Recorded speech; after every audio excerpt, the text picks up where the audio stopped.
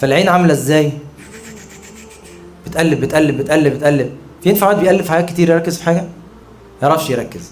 والقلب والعين سكتهم واحده. الم ترى ان العين للقلب رائد فما الفت العين فالقلب الف. يعني لو العين عامله كده هيبقى القلب عامل ايه؟ عامل كده. لو العين متردده بين مشاهد كثيره القلب سيكون متردد بين مشاهد كثيره، فلا يجتمع ابدا ولا يستطيع التركيز.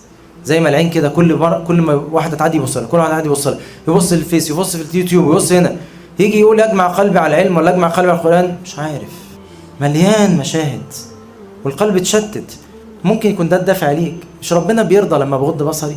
دي كفايه، انا مش عايز حاجه تاني. غير بقى ان ربنا اصلا وعدك بيقول لك ذلك ازكى لهم، ما قالش ان انا هرضى بس، ده لك في حاجات كتير قوي هتظبط في حياتك. انت ليه مش عايز تاخد كلام ربنا كده وتاخده بجد؟ غض بصرك، غض بصرك.